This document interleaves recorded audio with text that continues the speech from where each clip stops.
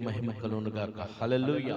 మంచిది. చేరువచ్చిన మీ అందరికీ, దూరాన సమీపాన వింటున్న వారికి, అలాగే యూట్యూబ్ చూస్తూ వింటున్న వారందరూ కూడా మన ప్రభువైన యేసుక్రీస్తు నామములో మీ అందరికీ నా హృదయపూర్వక వందనాలు. మంచిది. కొద్ది నిమిషాలు ఈ 33వ మండల కాలం దినమని మనము పాటల ద్వారా ఇంతవరకు ప్రభు నామాన్ని మహింపరుచుకున్నాం. ఈ సమయంలో కొద్ది నిమిషాలు దేవుని వాక్యాన్ని మనం ధ్యానం చేద్దాము. లూకాసు సువార్త 23వ అధ్యాయంలో చూడండి, 8వ వచనం చదువుతూ ఉన్నాను. లూకాసు సువార్త 23వ అధ్యాయం 8వ వచనం చదువుతున్నాను. గత రాత్రి మనం ధ్యానం చేసుకున్నాం. ఈ రాత్రి అట్లా టచ్ చేసి ముందుకు పోతాను. చూడండి, హేరోదు యేసును చూసి మిక్కిలి సంతోషించెను. ఆయన గురించి చాలా సంగతులు వినినందున ఆయన ఏదైనా ఒక సూచక్రియ చేయగా చూడ నిరీక్షించి బహుకాలం నుండి ఆయన్ని చూడగోరెను. ఆయనను చూచినప్పుడు చాలా ప్రశ్నలు వేసెను. ఆయన అతనికి ఉత్తరమేమియూ ఇవ్వలేదు. ప్రధాన యాజకులను శాస్త్రులను నిలవబడి ఆయన మీద తీక్షణముగా నేరము మోపిరి. చిన్న ప్రార్థన చేసుకుని ముందుకు వెళ్దాం. ప్రేమ కలిగిన తండ్రి, చెమ్మగల యేసయ్యా, జీవాధిపతిన తండ్రి, ఇంతవరకు నువ్వు నాతో మాతో అయా ఈ మాటల ద్వారా మాట్లాడమని ప్రార్థిస్తూ ఉన్నాం. అలాగే నాయనా, పాటల ద్వారా నీ నామాన్ని కనపరిచున్నాం. కొద్ది నిమిషాలు నీ మాటలు మేము ధ్యానం చేయవచ్చు. కలుపు నన్ను సిలువ చాటును భద్రపరుచుకున్నాను. నోరుని బోరగా వాడుకోమని యేసు నామంలో అడిగి పొంది ఉన్నాము తండ్రి, ఆమేన్. మంచిది. ఈ మాటలు మరొకసారి మనం ధ్యానం చేసుకోగలిగితే లూకాసు సువార్త 23వ అధ్యాయం 8వ వచనం నుంచి చదివితే, హేరోదు ఆ దినములు యెరూషలేమున ఉండెను. హేరోదు యేసును చూసి మిక్కిలి సంతోషించెను. ఆయన గురించి చాలా సంగతులు వినినందున అతను ఏదైనా ఒక సూచక్రియ చేయగా చూడ నిరీక్షించి బహుకాలం నుండి ఆయన చూడగోరెను. ఆయనను చూచినప్పుడు ఆయన చాలా ప్రశ్నలు వేసెను. అయినా అతనికి ఉత్తరమేమీ ఇవ్వలేదు. యేసుక్రీస్తును చూడాలని హేరోదంట చాలా కాలము నుండి ఎదురు చూశాడంట. కారణం ఏంటో తెలుసా? ఆయన గురించి విని ఆయన అనేక అద్భుతాలు ఆశ్చర్యాలు చేస్తూ ఉన్నాడని, దెయ్యాలను వెలగొడుతూ ఉన్నాడని, దురాత్మలు అలానే రోగులు స్వస్థపరుస్తూ ఉన్నాడని అనేకమైనటువంటి మాటలు ఆయన వినినప్పుడు ఆయనకు ఒక ఆనందాన్ని, ఒక ఆశ్చర్యాన్ని, లేక ఆయన్ని చూడాలని ఒక ఆశ కలిగి ఉంది. అయితే ఆయన చూడాలన్న ఆశ కలిగి ఉందే కానీ ఆయన చూడలేకపోయాడు. కానీ ఎప్పుడు చూశాడంటే, యేసుని పిల్లారా, యేసుకు తీర్పు ఇవ్వటానికి పిలాతు హేరోదు దగ్గరికి పంపించినప్పుడు అప్పుడు చూడటం జరిగింది. కారణం ఏంటంటే, హేరోదు దగ్గరికి పిలాతు ఎందుకు పంపించాడంటే, ఆలోచన చేస్తే యేసుక్రీస్తు గలిలయుడు అనే మాట ఆ యొక్క ప్రధాన యాజకులు, పెద్దలు, శాస్త్రులు ఆ పిలాతుకి తెలియపరిచినప్పుడు, గలిలయ దేశం నుండి యూదయ దేశం వరకిన తిరిగి సంచరిస్తూ బహు అల్లర్లు పుట్టించెను అని తెలియపరిచినప్పుడు గలిలయుడు ఆయన. అయితే గలిలయుడు అయితే హేరోదు యొక్క అధికారంలో ఉన్నది గనక, హేరోదు యొక్క ప్రాంగణంలో ఉన్నది గనక హేరోదు దగ్గర పంపిస్తున్నాను అని చెప్పి పంపించినప్పుడు హేరోదు ఆయన వార్త విని బహుగా సంతోషించాడంట.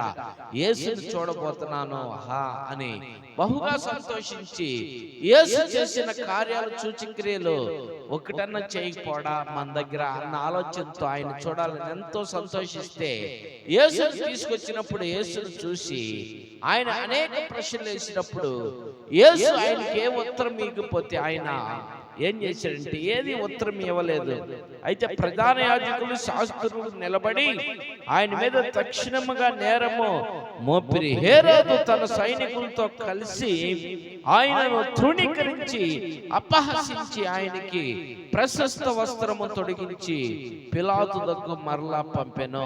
చూడండి, హేరోదు తన సైనికులతో కలిసి ఏం చేశాడంటే ఆయన్ని తృణీకరించాడు.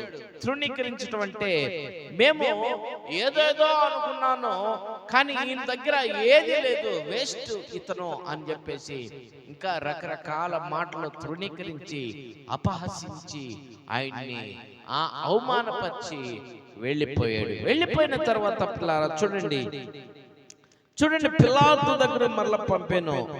అంతకు ముందు హేరోదు పిలాతు అంట ఒకరికొకడుకు శత్రువులై ఉండి ఆదామునే ఒకడు మిత్రులయ్యాడంట. చూడండి, ఎప్పుడైతే పిలాతు హేరోదు దగ్గరికి యేసును పంపించాడో అంతకు ముందు హేరోదు ప్లస్ పిలాతు ఇద్దరు కలిసి బహుగా అనగా ఇదిగో కఠినంగా అలాగే బద్ధ శత్రువులుగా ఉన్నారంట. ఒకరికొకరు అంటే పడేది కాదంట. వాళ్ళిద్దరూ శత్రువులుగా ఉండారంట, శత్రువులుగా ఉండేవారంట. చూడండి, ఒకళ్ళంటే ఒకళ్ళకి పడేది కాదంట. చూడండి, అంత శత్రువులుగా ఉన్నప్పుడు యేసుని ఆయన దగ్గర హేరోదు దగ్గర పంపించినప్పుడు చూడండి, యేసు ఆ యొక్క హేరోదు ప్రాంగణంలో అడుగు పెట్టినప్పుడు, హేరోదు యొక్క రాజ్యంలో అడుగు పెట్టినప్పుడు, హేరోదు దగ్గరికి అడుగు పెట్టినప్పుడు యేసు ఆ హేరోదుకి సమాధానం దొరికింది. హల్లెలూయా చెప్ప, హల్లెలూయా. ఆయనకి సమాధానం దొరికింది. ఎవరితో సమాధానం దొరికిందో తెలుసా? బద్ధ శత్రువు అయినటువంటి పిలాతుతో సమాధానం దొరికింది. ఇక్కడ రాసి పెట్టినటువంటి మాటలు ఏందో తెలుసా? హేరోదు పిలాతు అంట అంతకు ముందు బహుగా శత్రువులుగా ఉన్నటువంటి వారై ఉన్నారంట. ఆ గడిలోని ఇద్దరు మిత్రులుగా మారిపోయారంటే కారణం ఏంటో తెలుసా? యేసు హేరోదు యొక్క రాజ్యంలో అడుగు పెట్టగా, యేసు హేరోదు యొక్క గృహాల్లో అడుగు పెట్టగా, యేసు హేరోదు యొక్క మందిరంలో అడుగు పెట్టగా హేరోదుకి ఏం కలిగింది? సమాధానం కలిగింది. హేరోదుకి ఏం కలిగింది? శాంతి కలిగింది. హేరోదుకి ఏం కలిగింది? ఆశీర్వాదం కలిగింది. ఒకరికొకరు శత్రువులుగా ఉన్నటువంటి వారు, ఒకరికొకరికి కఠినంగా శత్రుత్వంగా ఉన్నటువంటి విరోధులుగా ఉన్నటువంటి వారు పిలాతు హేరోదు ఒకటైపోయారు. పిల్లారా, ఈ రోజు యేసు కూడా నీ హృదయంలోకి, యేసు కూడా నీ మధ్యలోకి, యేసు కూడా నీ తలంపులోకి, యేసు కూడా నీ ఉద్దేశాల్లోకి, యేసు కూడా నీ గృహానికి ఆహ్వానించుకోగలిగితే నీ కుటుంబంలో సంతోషం కలిగింది. యేసు నీ హృదయంలోకి ఆహ్వానించుకోగలిగితే నీకున్న రోగం స్వస్థత కలిగింది. యేసుని నీ మధ్యలోకి ఆహ్వానించుకోగలిగితే నీలో ఉన్న దురాత్మలు తొలగిపోతాయి. యేసుని నీ ప్రాంగణంలోకి ఆహ్వానించుకోగలిగితే నీకు నెమ్మది కలిగింది. నీ సరిహద్దులు నెమ్మది పడతారు పిల్లరా. నీ శత్రువులకి మిత్రులుగా మారిపోతారు. ఇక్కడ శత్రువులుగా ఉన్నటువంటి వారు మిత్రులుగా మారిపోయారు. మరి నువ్వు యేసుని దూరం చేసుకుంటూ ఉన్నావు. యేసుని దూరం చేసుకుంటూ, దేవుని సన్నిధిని దూరం చేసుకుంటూ, దేవుని మందిరాన్ని దూరం చేసుకుంటున్నా నిన్ను మరి నీకు శ్రమలు రావా? కష్టాలు రావా? బాధలు రావా? ఇబ్బందులు రావా? అన్ని వస్తాయి నీకు. నువ్వు దేవుని మందిరానికి దూరంగా జీవిస్తున్నావు, దేవుని సన్నిధికి దూరంగా జీవిస్తున్నావు. దేవుని సన్నిధిలో పిలుచుకోగలిగితే, దేవుని సన్నిధిలోకి నువ్వు వచ్చి ఆయన ఒకసారి, అయ్యా యేసయ్యా నా మధ్యలోకి రాయ్యా, యేసయ్యా నా హృదయంలోకి రాయ్యా, యేసయ్యా నా తలంపులోకి రాయ్యా, యేసయ్యా నా ఉద్దేశాలు మార్చయ్యా, యేసయ్యా నా కోరికలు మార్చయ్యా, యేసయ్యా నా తలంపులు మార్చయ్యని నువ్వు యేసునిగాని నువ్వు పూర్ణ హృదయం తడగలిగితే యేసు నీ జీవితాన్ని మారుస్తాడు. పిల్లారా, నీ బ్రతుకును మారుస్తాడు, నీ తలంపులు మారుస్తాడు, నీ ఉద్దేశాలు మారుస్తాడు, నీ కోరికలు మారుస్తాడు. సాతానుడు నిన్ను రకరకాలమైనటువంటి శోధనలో పడేస్తూ ఉంటే, సాతానుడు నిన్ను శ్రమల్లో పడేస్తూ ఉంటే, సాతాను నిన్ను ఇబ్బందులు పెడుతూ ఉంటే, సాతాను నిన్ను రోగాలతో మొత్తుతూ ఉంటే, సాతాను నిన్ను దురాత్మలతో పీడించేస్తూ ఉంటే, సాతాను నిన్ను అప్పుల భారములో కృంగిపోయే విధముగా, సమస్యలతో కృంగిపోయే విధముగా నిన్ను సాతాను చేస్తూ ఉంటే, నువ్వు యేసుని నీ మధ్యలోకి ఆహ్వానించుకోగలిగితే, యేసుని నీ ప్రాంగణంలోకి ఆహ్వానించుకోగలిగితే, యేసుని గృహంలోకి ఆహ్వానించుకోగలిగితే నీకు నెమ్మది వచ్చింది, నీకు సంతోషం వచ్చింది, నీకు సమాధానం వచ్చింది, నీకు ఆనందం వచ్చింది, నీకు దీర్ఘశాంతం వచ్చింది, నీలో ఉన్న దురాత్మలు తొలగిపోతాయి, నీలో ఉన్న రోగాలు తొలగిపోతాయి, నీ సరిహద్దులు విశాల పడతాయి, నీ బిడ్డలు బాగుంటారు, నీ బిడ్డల పరిస్థితి బాగుంటది, నీ బిడ్డలు తరతరాలు దీవించబడతారు. కారణం ఏంటో తెలుసా? బద్ధ శత్రువులుగా ఉన్నటువంటి పిలాతు, హేరోదు బద్ధ శత్రువులుగా ఉన్నారు వీళ్ళు.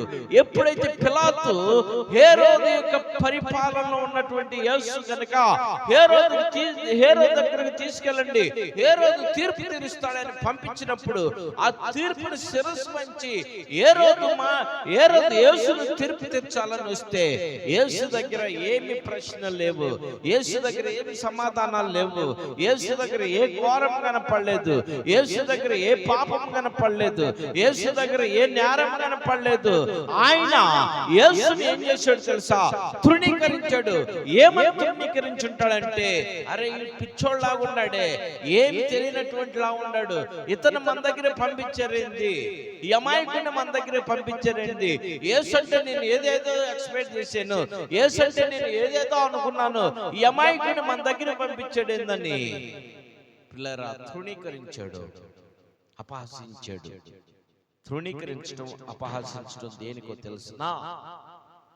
నీ జీవితంలో నువ్వు ఏ రీతిలో అయితే ఎదుటివాడిని తృణీకరిస్తున్నావో, నీ జీవితంలో నువ్వు ఎదుటివాడి మాట వినకుండా, ఎదుటివారి మాట వినకుండా నువ్వు తృణీకరిస్తున్నావో, వెంటనే నువ్వు కూడా తృణీకరింపబడతావు. గుర్తుపెట్టుకో.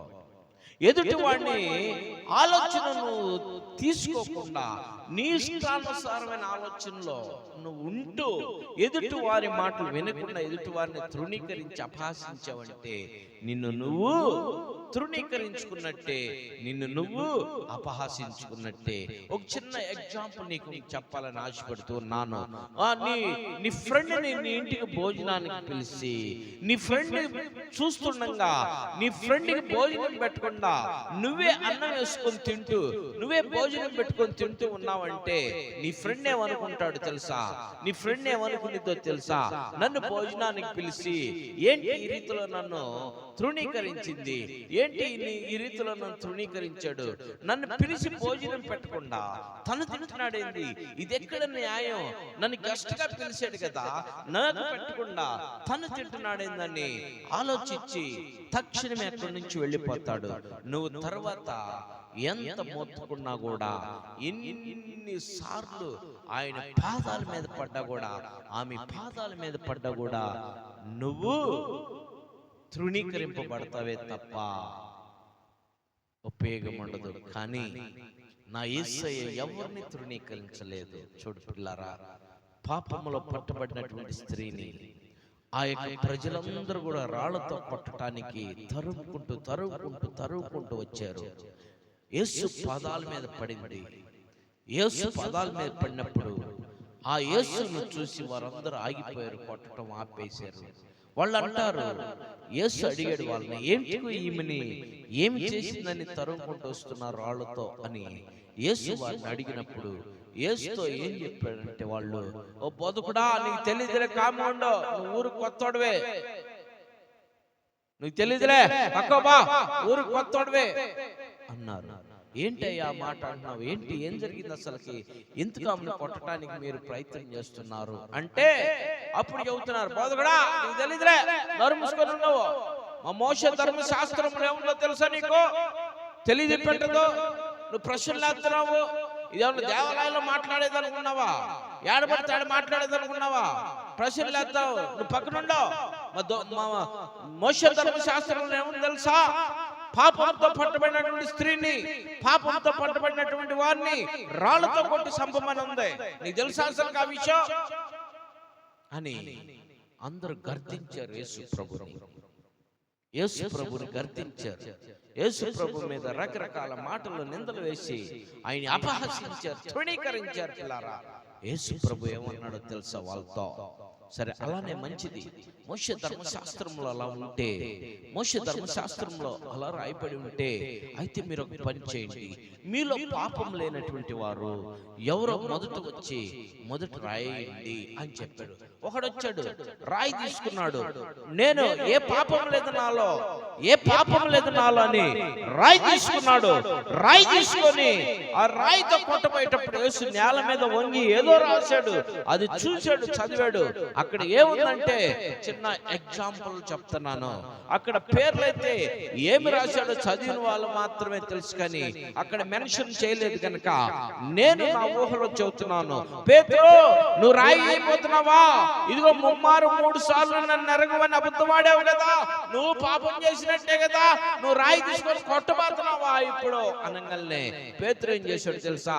నిజమే కదా, నేను 3 సార్లు నువ్వు ఎరగవని ముమ్మారుగా అబద్ధమాడాను కదా, అంటే నేను పాపం చేసి నేను చేసిన వాడినే కదా, అయితే నాకు ఈ రాయి వేయటానికి నాకు అర్హత లేదు కదా అని రాయి పక్కన పడేసి వెళ్ళిపోయాడు. రెండోవాడు వచ్చాడు. రెండోవాడు కూడా అలానే రాయి తీసుకున్నాడు. అతని పేరు కూడా రాశాడు. అతను చేసిన పనులు చెప్పాడు. తోమా, నా గాయాల్లో ఏలు పెట్టి చూస్తేనే నువ్వు నమ్ముతానన్నావు కదా, నువ్వు మరి పాపం చేసినట్టే కదా అనగానే నిజమే కదా, నేను ఆయన గాయాల్లో ఏలు పెడితేనే కదా నేను నమ్ముతానంది, అంటే నేను ఏం చేశాను, తృణీకరించినట్టే కదా అని తోమా కూడా వెళ్ళిపోయాడు. అంటే వాస్తవంగా వీళ్ళు కాదు కానీ అక్కడ ఉన్నటువంటి పరిస్థితిలో నేను మీకు అర్థం అవటానికి మాత్రమే చెప్పాను. అలా మీరు మీలో పాపం చేయనటువంటి వారు ఎవరు మొదట రాయి అన్నారు. వంగి రాయి తీసుకున్నటువంటి వాడు పాపం రాసినప్పుడు వాడు చూసి, అమ్మో నా గురించి రాశాడే, నా గురించి చెప్పాడు అని చెప్పి రాయి ఆడపడేసి పరారైపోయాడు. రెండోవాడు వచ్చాడు, ఆ రాయి అయిపోతే వాడు ఆ రాయి చూసి పరారైపోయాడు. మూడోవాడు వచ్చాడు, ఆ రాయి పట్టుకొని వచ్చాడు, వాడు గురించి రాసినప్పుడు వాడు అట్ట వరుసగా ఎంతమంది అయితే వచ్చారో అంతమంది రాళ్ళు తీసుకొని వస్తే అంతమంది రాళ్ళు గురించి, అంతమంది వారి పాపముల గురించి రాసినప్పుడు వారందరూ కూడా రాళ్ళు అక్కడ వేస్తే అది ఒక గుట్ట అయిపోయిందంట. వాళ్ళందరూ ఎటోళ్ళు చల్లా చెదిరైపోయారంట. ఎవరు ఆమెను శిక్షించలేదంట, ఎవరు ఆమెను కొట్టలేదంట. అయితే యేసు కూడా ఆమెను ఏమనలేదు. ఏమన్నాడో తెలుసా? అమ్మా, నేను వీళ్ళు ఎవరైనా శిక్షించారా? ఆమంది, ఎవరు శిక్షించలేదయ్యా, అయితే నేను కూడా నిన్ను శిక్షించనమ్మా, నేను కూడా నిన్ను శిక్షించను. ఇక మీదట నువ్వు పాపం చేయకుండా వెళ్ళు, ఇక మీదట నువ్వు అపరాధములో ఉండకుండా వెళ్ళు, ఇక మీదట నువ్వు ఏ పాపం చేయకుండా వెళ్ళని ఆమెతో చెప్పినప్పుడు ఆమె ఎక్కడికక్కడ సాగిలిపడి, ఆమె ఎక్కడికక్కడ ఆయన పాదాలు పట్టుకొని క్షమాపణ కోరుకుని పిల్లారా ఆ ప్రభు వైపు తిరిగింది. పిల్లారా, ఆయన ఆమెని తృణీకరించలేదు. అందరూ ఆమెను తృణీకరించారు, కానీ యేసు తృణీకరించలేదు. యేసు తృణీకరించినందువలన యేసుని తృణీకరించకుండా ఆమె బ్రతుకు దినములన్నీ కూడా యేసు పాదాల దగ్గర ఆమె పరిచర్య చేసుకుంటూ యేసుని ప్రకటిస్తూ, యేసుని ఘనంగా ప్రకటిస్తూ జీవించి ఆమె పిల్లరా ప్రభు చెంతనందు పిల్లరా కారణం ఏంటో తెలుసా? ఆమెను యేసు తృణీకరించలేదు, ఆమె కూడా యేసుని తృణీకరించలేదు. చూడండి, మరి నువ్వు ఈ రాత్రి ఆలోచించే, ఈ రాత్రి నువ్వు ఆలోచించే, ఈ 33వ మండల కాలంలో దేవుడు నీతో మాట్లాడిన మాటను బట్టి నువ్వు ఎవరిని తృణీకరిస్తున్నావు? దేవుని సేవకుని తృణీకరిస్తున్నావా? దేవుని సంఘాన్ని తృణీకరిస్తున్నావా? దేవుని మందిరాన్ని తృణీకరిస్తున్నావా? దేవుని సేవకుని తృణీకరించినందువల్ల నీకేమి లాభము? దేవుని సంఘాన్ని తృణీకరించినందువల్ల నీకేమి లాభము? దేవుని మందిరాన్ని తృణీకరించినందువల్ల నీకేమి లాభము?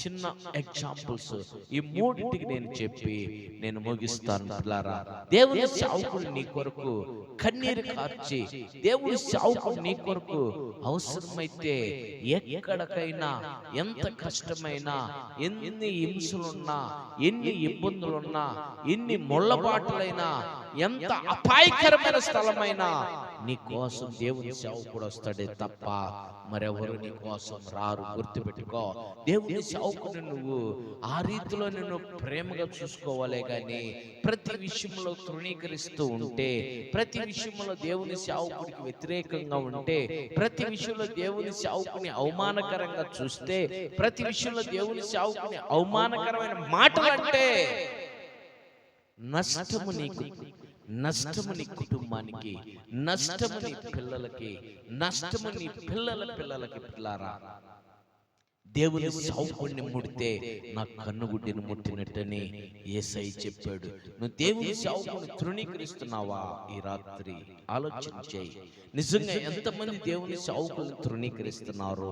ఆ దేవుని సేవకుడిని తృణీకరిస్తే నీ జీవితము పాడైపోయితే తప్ప మేలుకరంగా మారదు. పిల్లారా, ఆలోచించే. అందుకని దేవుని సేవకుని నువ్వు తృణీకరించకూడదు. నువ్వు దేవుని సేవకుని కానీ తృణీకరించకుండా ఉండగలిగితే నీకెన్ని కష్టాలు వచ్చినా, నీకెన్ని బాధలు వచ్చినా, నీకెన్ని ఇబ్బందులు వచ్చినా, నీకెంత అవమానం వచ్చినా, నీకెన్ని శోధనలు వచ్చినా, ఎన్ని అపాయాలు వచ్చినా, ఎంత రోగం వచ్చినా, ఎన్ని అప్పులైనా సరే దేవుని సేవకునికి నువ్వు వ్యతిరేకంగా ఉండకుండా, దేవుని సేవకునికి నువ్వు దూరంగా ఉండకుండా, దేవుని సేవకునికి నువ్వు దగ్గరగా ఉండి దేవుని సేవకుని ప్రేమించగలిగితే ఎన్ని వచ్చినాయి అన్ని పారిపోతాయి నీ ఎదుటి నుండి. పిల్లారా, దేవుని సేవకుడు ఎవరో తెలుసా? నీకు, నీ కుటుంబానికి దేవునికి మధ్యవర్తి దేవుని సేవకుడు. నీకు నీ కుటుంబానికి దేవుని సేవకుడు మధ్యవర్తి. నీకు నీ భర్తకి దేవుని సేవకుడు మధ్యవర్తి. నీకు నీ భార్యకి దేవుని సేవకుడు మధ్యవర్తి. నీకు నీ అత్తమామలకి దేవుడి సేవకుడు మధ్యవర్తి. నీకు నీ బిడ్డలకి దేవుని సేవకుడు మధ్యవర్తి. నీకు ఈ లోకానికి దేవుని సేవకుడు మధ్యవర్తి. నీకేది కావాలన్నా నువ్వు దేవుని సేవకుడి దగ్గరికి వెళ్ళి నువ్వు అడగగలిగితే, చెప్పుకోగలిగితే, దేవుని సేవకుడు ప్రార్థిస్తే ఆ ప్రార్థన ప్రతిఫలం దేవుడు వింటాడు. ఆ ప్రార్థన ప్రతిఫలం నీకు ఇస్తాడు. ఆ ప్రార్థన నిన్ను ఏం చేస్తుందో తెలుసా? లేవనెత్తిద్ది. ఆ ప్రార్థన ద్వారా నీకు స్వస్థత కలిగిద్ది. ఆ ప్రార్థన ద్వారా నీకు విడుదల కలిగిద్ది. ఆ ప్రార్థన ద్వారా నీలో ఉన్న దురాత్మలు పోతాయి. ఆ ప్రార్థన ద్వారా నీకు మనశ్శాంతి కలిగిద్ది. ఆ ప్రార్థన ద్వారా నీకు సకల రోగములు పారిపోతాయి నీలో నుండి. ఆ ప్రార్థన ద్వారా నీ సరిహద్దులు నెమ్మది పడితే, విశాలమవుతే, నెమ్మది పడితే నీ కుటుంబం సంతోషంగా మారింది. ఆ ప్రార్థన ద్వారా దేవుని సేవకుడు ప్రార్థించాడంటే, నీకు మధ్యవర్తిగా ఉన్న దేవుని సేవకుడు ప్రార్థించాడంటే, నీకు ఆ అధిపతిగా ఉన్న ఆ దేవుడు నీకు ఆ తోడుగా ఉంటాడు. దేవుని సేవకుడు ప్రార్థించాడంటే ఆ దేవుని సేవకుడు మాటలు విని, దేవుని సేవకుడు ప్రార్థన విని, దేవుని సేవకుడు మొరపెట్టిన మొరవిని ఆ ప్రార్థన ప్రతిఫలాలు నీ పక్షంగా నెరవేరుస్తాడు. నీ పక్షంగా నెరవేరుస్తాడు. నీ పక్షంగా నెరవేరాలంటే నువ్వు దేవుని సేవకుడిని ఏం చేయాలా? ప్రేమించాలా. దేవుని సేవకుడిని ప్రేమించాలా. దేవుని సేవకుడిని గౌరవించాలా. దేవుని సేవకుడిని మర్యాదగా చూసుకోవాలా. దేవుని సేవకుడిని అంటే ప్రియులారా, నా తండ్రి, మై ఫాదర్ అని నా తండ్రిగా నువ్వు చూసుకోవాలి దేవుని సేవకుని. పిల్లారా, ఆ రీతిలో నువ్వు చూసుకోగలిగితే నువ్వు ధన్యురాలు అవుతావు, నువ్వు ధన్యుడు అవుతావు. నీ కుటుంబం క్షేమంగా ఉంటుంది. నీ బిడ్డలు క్షేమంగా ఉంటారు. నీ బిడ్డలు క్షేమంగా ఉంటారు. నీ కుటుంబంలో సంతోషం కలిగితే, నీ కుటుంబంలో ఆనందం కలిగితే, నీ కుటుంబంలో ఉన్న ప్రతి విధమైనటువంటి ఇబ్బందులు తొలగిపోతాయి. నీ కుటుంబంలో ఉన్న రోగాలు తొలగిపోతాయి. నీ కుటుంబంలో ఏలుబాటు చేస్తున్న దురాత్మలు తొలగిపోతాయి. దేవుని సేవకుని చూసుకోగలిగితే ప్రేమగా. ఎందుకో తెలుసా? నీకు దేవునికి మధ్యవర్తి. నీకు దేవునికి మధ్యవర్తి. గుర్తుపెట్టుకో, దేవుని సేవకుడు. దేవుని సేవకుని నువ్వు కానీ ప్రేమించగలిగితే, దేవుని సేవకుడి పట్ల నువ్వు ప్రేమానురాగాలు చూపగలిగితే, దేవుని సేవకుడు నీ కొరకు ప్రార్థించినప్పుడు పిల్లరా, దేవుని సేవకుడు ప్రార్థన దేవుడు వింటాడు. చిన్న ఉదాహరణ చెప్పి నేను ముందుకు పోతే ఇంకా రెండు ఉండే మన మధ్యలో. మొదటి ఉదాహరణ చెబుతున్నాను. మొదటి ఉదాహరణలో చూడండి, మోషే యొక్క అక్క మిరియాం, మోషే యొక్క అన్న అహరోను మోషే మీద వ్యసనం పడ్డారు పిల్లరా. మోషే మీద కుళ్ళు పడ్డారు, మోషే మీద కుట్ర చేశారు, మోషేని అవమానపరిచారు, మోషేని అపహేళన చేశారు, మోషేని లెక్క లేకుండా మాట్లాడారు. మోషేని ఎన్నుకున్న దేవుడు ఊరుకోలేదు. మోషేని ఎన్నుకున్న దేవుడు ఊరుకోలేదు. ఏమన్నాడు తెలుసా? మిరియాముకి అహరోనికి తెల్ల కుష్టు వచ్చింది, కుష్ఠరోగం వచ్చేసింది. మోషేని అవమానపరిచినటువంటి వారు, మోషేని హేళన చేసినటువంటి వారు, మోషేని ఇబ్బంది పెట్టినటువంటి వారు, మోషే మీద వ్యతిరేకంగా మాట్లాడినటువంటి వారు ఏమన్నారో తెలుసా? ఒక్క మాటే అంది, మోషేనేనా మేము లేమా? మేమందరం ఒక తల్లి కడుపులో పుట్టలేదా? అంటే మాకు ఆ విద్య లేదా? దేవుడు మమ్మల్ని ఎన్నుకోలేదా? మోషేనంట ఎన్నుకుందే అని అన్నారు. అంటే వెంటనే మోషేని పక్కకు పంపించేసాడు దేవుడు. మోషేను పక్కకి వెళ్ళి పర్జెంట్గా వెళ్ళిపోయాడు. ఆ మాట ఎప్పుడైతే నోట్లో నుంచి వచ్చిందో, చూడండి వినండి, నోట్లో నుంచి ఎప్పుడైతే ఆ మాట వచ్చేసిందో మోషేని ఏమన్నారు తెలుసా? మోషే మా ఎంగిలి పాలు తాగలేదా?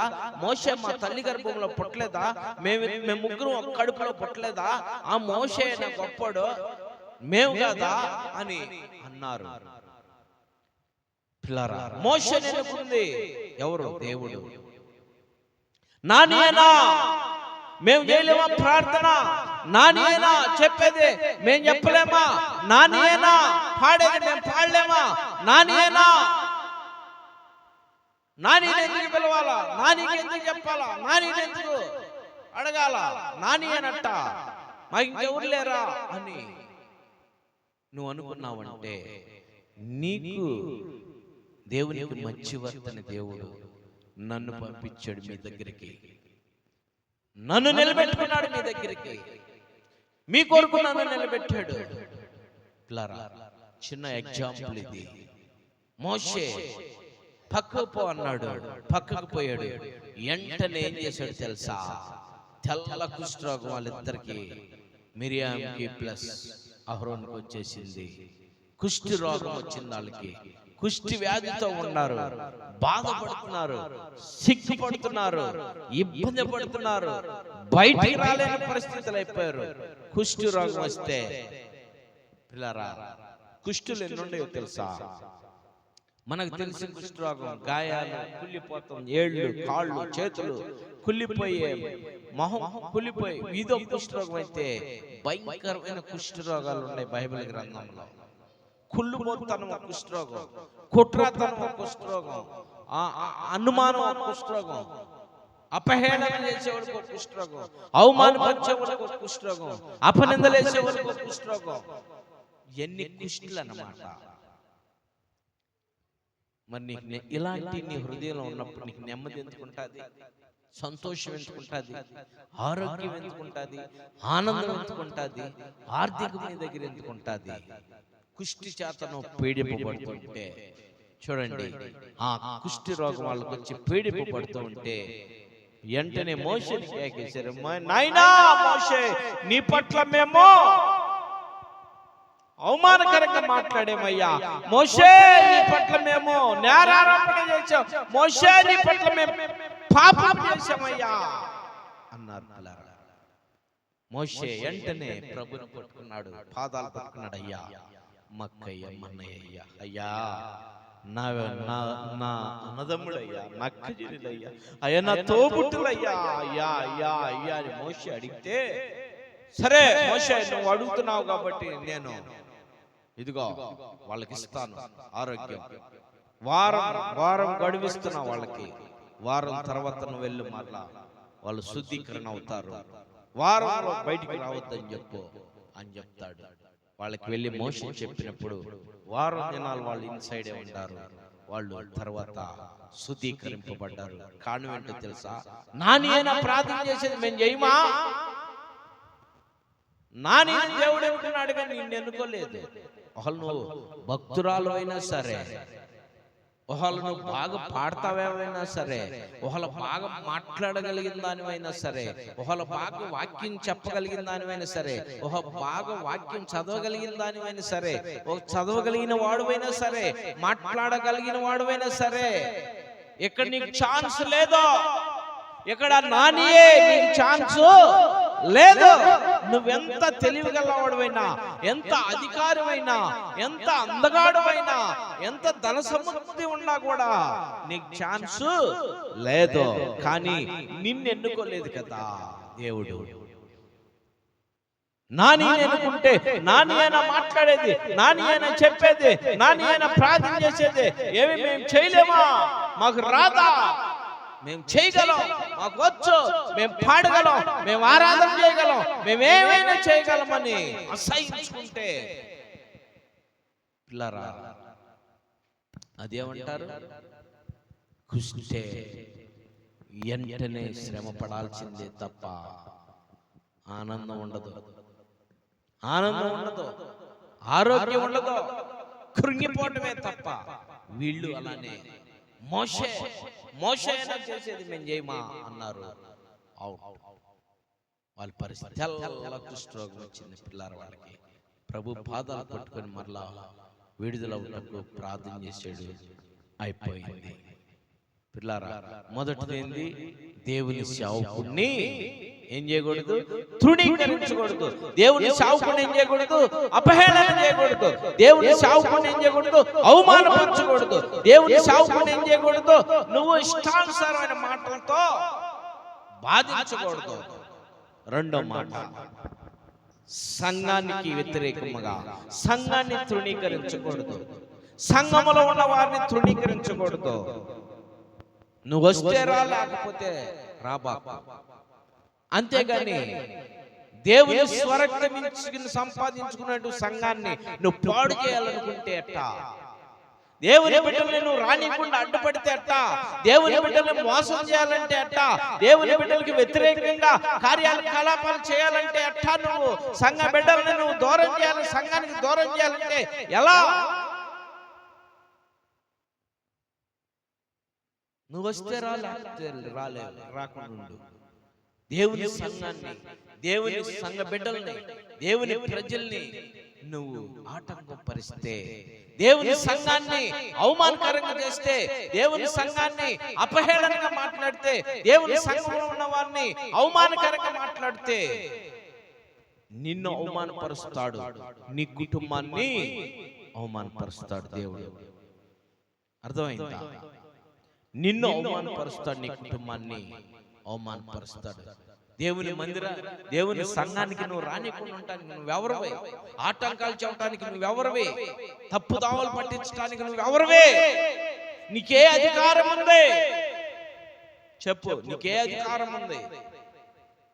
సాతాను నిన్ను ఎందుకు ప్రేరేపిస్తుంది? దేవుని సంఘాన్ని పాడు చేయాలని, దేవుని సంఘాన్ని, సంఘ బిడ్డల్ని పాడు చేయాలని ఎందుకు నిన్ను ప్రేరేపిస్తుంది?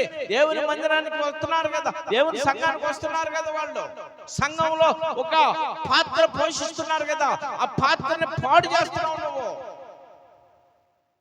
సంఘాల్లో ఒక పాత్ర పోషిస్తున్నారు, పరిచారకులుగా, సంఘంలో పనిచేసేవారుగా, సంఘంలో వాయిద్యాలు వాయించేవారుగా, సంఘంలో సమస్తాన్ని చేయగలిగినటువంటి వారిగా దేవుడు నియమిస్తే వారిని ఎందుకు ఆటంకపరుస్తున్నావు? దేవుని సంఘాన్ని ఎందుకు ఆటంకపరుస్తున్నావు? నువ్వెందుకు చేసేది? ఎంతమంది లేరు చేసేవాళ్ళు? నీకేం అవసరం? నువ్వెందుకు పట్టేది? ఎంతమంది లేరు పట్టేవాళ్ళు? నువ్వెందుకు పెట్టేది? ఎంతమంది లేరు పెట్టేవాళ్ళు? నువ్వెందుకు ఇయ్యాలా? ఎంతమంది లేరు ఇచ్చేవాళ్ళు? నీకేం అవసరం? నువ్వు ఆటంకపరుస్తున్నావు. నువ్వెందుకు వెళ్ళేది అక్కడికే? ఎన్ని చర్చిలు లేవు, ఎన్ని సంఘాలు లేవు, ఎన్ని మందిరాలు లేవు, నువ్వెందుకు అక్కడికి వెళ్ళేది అని ఆటంకంగా ఉన్నావా నువ్వు? దేవుని సన్నిధికి, దేవుని సంఘానికి ఆటంకం ఉంటే ఈ రాత్రి నువ్వు ఒప్పుకో. ప్రభు పాదాలు పట్టుకొని నీ మీద తెగులు రాకు తలికే, నీ కుటుంబానికి తెగులు రాక తలకే ప్రభు పాదాలు పట్టుకొని అడుగు. దేవుని మందిరంలో పరిచర్య చేసేవాడిని, దేవుని సంఘంలో పరిచర్య చేసేవాడిని నువ్వెందుకు ఆటంకపరుస్తున్నావు? నువ్వు ఆటంకపరుస్తున్నందువల్లే నీ మీద సాతానుడు ప్రవేశించి, నువ్వు ఆటంకపరుస్తున్నందువల్ల వాళ్ళ మీద కూడా సాతానుడు ప్రవేశించి ఏం చేసింది తెలుసా? ఆ పండును తినేసింది. సాతానుడు అవ్వ మీద ప్రవేశించాడు. ఈ పండు తిను నువ్వు పర్వాలేదు అని చెప్పినప్పుడు ఆ పండు తిన్నా వెంటనే ఆ అవ్వ కూడా వెళ్ళి తన భర్త అయిన ఆదాముకి ఇచ్చేసింది. అప్పుడు దాకా తినకుండా ఉన్నటువంటి వాడిని ఎన్నో పర్యాయాలు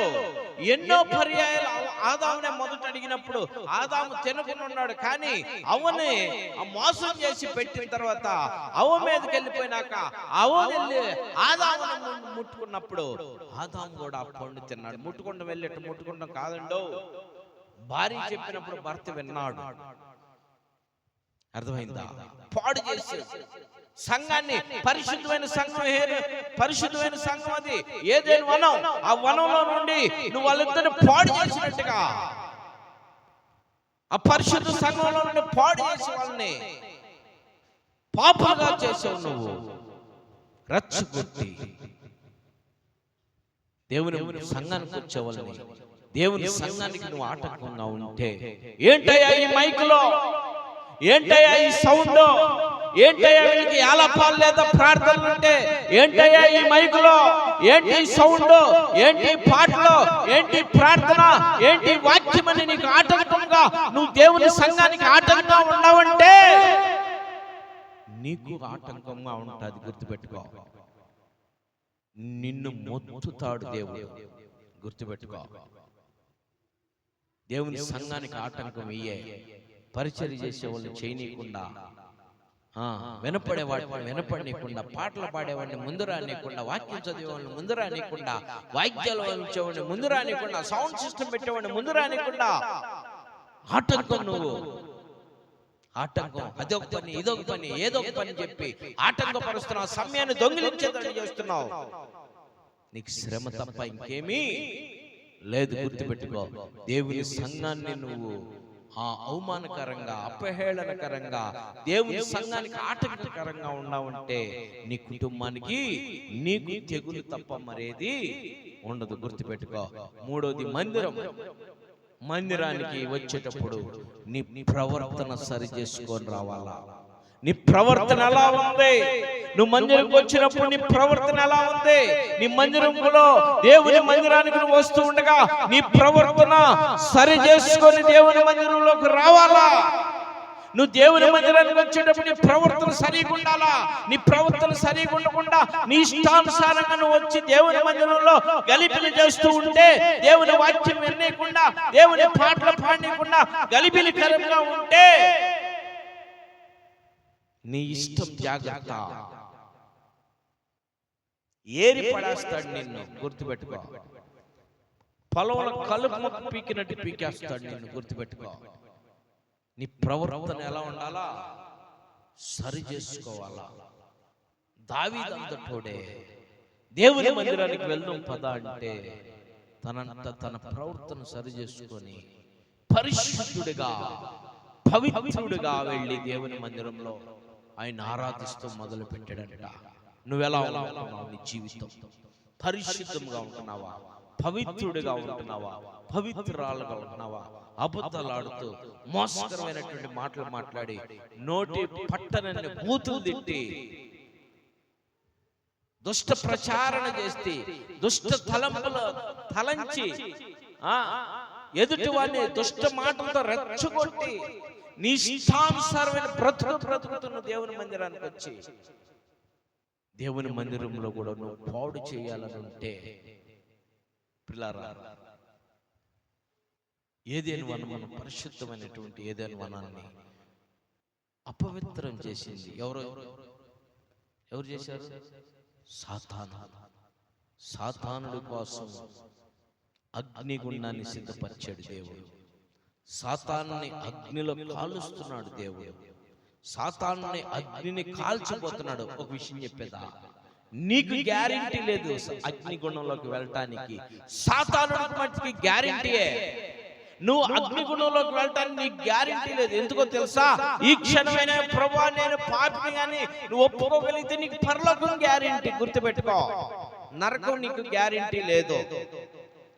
చివరి నిమిషంలో ప్రభువా నేను పాపినయ్యా అని ఒప్పుకోగలిగితే, పాపి అని ప్రభు పాదాల మీద పడి అయ్యా నేను పాపిన ప్రభు నన్ను క్షమించయని ఆ పాదాలు పట్టుకుని నువ్వు ఏడ్చి ప్రార్థించగలిగితే నీకు క్షమాపణ దొరికి నువ్వు పరలోకానికి వెళ్తావు తప్ప నరకానికి వెళ్ళవు. కానీ నరకం మాత్రం ఖచ్చితంగా సాతానుకుంది.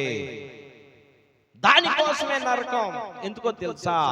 పరిశుద్ధమైనటువంటి వనముగా ఉన్నటువంటి ఏదెను వనంలోకి వచ్చి ఏం చేసింది? పాడు చేసింది. అవునా కదా? ఏదెను వనంలో పాడు చేసింది. నువ్వు కూడా ఆ రీతిలో అపరిశుద్ధంగా వచ్చి మందిరంలోకి వచ్చి పాడు చేయాలని ఉంటే, పాడు చేస్తూ ఉంటే, మందిరంలో ఉన్న ప్రజల్ని పాడు చేయాలని పాడు చేస్తూ ఉంటే, పిల్లారా పాడు చేయటం ఏంటో తెలుసా? ఏంటో తెలుసా పాడు చేయటం? వాక్యం వింటున్నటువంటి వారిని చెడగొట్టడమే. గుర్తుపెట్టుకో, ఇంకేం చేయాల్సిన అవసరం లేదు. యహలోకమైనటువంటి మాలిన్యం గురించి అవట్లేదు నేను. వాక్యం శ్రద్ధగా వినేవాళ్ళని నువ్వు చెడగొడుతున్నావు చూడు, నీ ద్వారా వాళ్ళు వింటలేదు చూడు, అదే పాడు చేసినట్టు గుర్తుపెట్టుకో. అందుకనే పత్రికల్లోనే యేసుక్రీస్తు ప్రభువారు యోధా గురించి ఒక మాట చెప్పాడు. అప్పగించబడుతున్నటువంటి నన్ను అప్పగించడానికి ప్రయత్నం చేస్తున్నటువంటి వాడు మీలో ఒకడు ఉన్నాడో. వాళ్ళు 12 మంది నేనా నేనా నేనా నేనా నేనా నేనా నేనా అని ఏమయ్యారు? కలవరి పడిపోయారు వాళ్ళు. నేను కాదుగా ప్రభువా, బోధకుడా నేను కాదుగా, బోధకుడా నేను కాదు కానీ కలవర పడిపోయారు. యోధా కూడా అన్నాడు, బోధకుడా నేను కాదుగా అంటే నీకు తెలీదా యోధా అన్నాడు. అర్థమైందా? నీకు తెలీదా యోధా అన్నాడు. ఏమన్నాడు తెలుసా? అలాంటి వాడు పుట్టుకుంటుంటేనే మేలు, అలాంటి వాడు పుట్టుకుంటుంటేనే మేలు. నువ్వు మరి ఈ రాత్రి నువ్వు ఆలోచించే, దేవుని మందిరంలో నువ్వు పాడు చేస్తున్నట్టు నువ్వు దేవుని మందిరానికి రాకుండానే మేలు కదా, మేలు. గనుక దేవుని మందిరాన్ని నువ్వేం చేయకూడదు? తృణీకరించకూడదు. తృణీకరించే దాని గురించి 3 విషయాలు చెప్పాను నేను. మొట్టమొదటిది దేవుని సేవకుడిని తృణీకరించకూడదు. రెండోది దేవుని సంఘాన్ని తృణీకరించకూడదు. మూడోది దేవుని మందిరాన్ని తృణీకరించకూడదు. దేవుని మందిరాన్ని తృణీకరించడం అంటే ఏందో తెలుసా? ఈ మాటలు చెప్పి నేను ముగిస్తాను. దేవుని మందిరాన్ని తృణీకరించడం ఏందో తెలుసా? నువ్వు దేవుని మందిరం ప్రారంభం అవుతుంది కదా, నీకు తెలుసు కదా టైము, నీ ఇష్టానుసారమైనటువంటి పనులు పెట్టుకొని నువ్వు చల్లా చెదరైపోతావు చూడు, అదే దేవుని తృణీకరించడం. దేవుని మందిరం, దేవుని మందిరానికి రాకుండా నువ్వు కూరగాయ పూటకు తెచ్చుకొని చక్కగా తిని పనుకుంటావు చూడు, అదే దేవుని తృణీకరించడం. దేవుని మందిరానికి రాకుండా ఊర్లు ప్రయాణాలు పెట్టుకుంటావు చూడు, అదే దేవుని తృణీకరించడం. దేవుని మందిరానికి రాకుండా ఫంక్షన్లన్నీ పెళ్లిళ్ళన్నీ పారిపోతావు చూడు, అదే తృణీకరించడం. దేవుని మందిరానికి రాకుండా వ్యర్థమైన సభలు పెడతావు చూడు, మాటలు, ఆ మాటలు పెట్టి నువ్వు అక్కడ ఉంటావు చూడు, అదే దేవుని మందిరాన్ని తృణీకరించడం. ఈ రాత్రి ఈ మూడిట్లో నువ్వు ఉంటే ఆయన పాదాలు పట్టుకొని, ప్రభువా నేను పాపిని ప్రభు, నేను ఎన్నో మార్లు దేవుని సేవకుని తృణీకరించానయ్యా, సంఘాన్ని తృణీకరించానయ్యా, నీ మందిరాన్ని తృణీకరించానయ్యా, నన్ను క్షమించయ్యా, నన్ను క్షమించయ్యా, నన్ను క్షమించయ్యా అని దేవుని పాదాలు పట్టుకొని, దేవుడి పాదాలు పట్టుకొని అడగగలిగితే దేవుడు నిన్ను కూడా క్షమిస్తాడు. ఈ రాత్రి పట్టుకు ఆయన పాదాలు పట్టుకొని అడుగు, అయ్యా నీ సేవకుని తృణీకరించానయ్యా, నీ సంఘాన్ని తృణీకరించానయ్యా, నీ మందిరాన్ని తృణీకరించానయ్యా. ఈ సంఘము ఆయన రక్తము చేత కడగబడినటువంటి సంఘం ఇదే, ఆయన స్వరక్తం ఇచ్చి సంపాదించుకున్నటువంటి సంఘం ఇదే. ఆ సంఘాన్ని నువ్వు పాడు చేయాలనుకుంటే, ఆ సంఘాన్ని నువ్వు తృణీకరించాలంటే దేవుడు నిన్ను తృణీకరిస్తాడు. కలుపు మొక్కలాగా నిన్ను పీకి పారవేస్తాడు. గుర్తుపెట్టుకో. దేవుని మందిరాన్ని, దేవుని సన్నిధిని, దేవుని సేవకుని గౌరవించు. దేవుడు నిన్ను గౌరవిస్తాడు, నీ కుటుంబాన్ని గౌరవిస్తాడు, నీ బిడ్డలని దేవుడు గౌరవిస్తాడు. దేవుడి కుటుంబానికి ఆశీర్వాదకరంగా మారుస్తాడు. దేవుడి కొద్ది మాటలు దీవించును గాక. ఆమేన్. అందరూ తలలు వంచండి, ప్రార్థన చేసుకుందాం.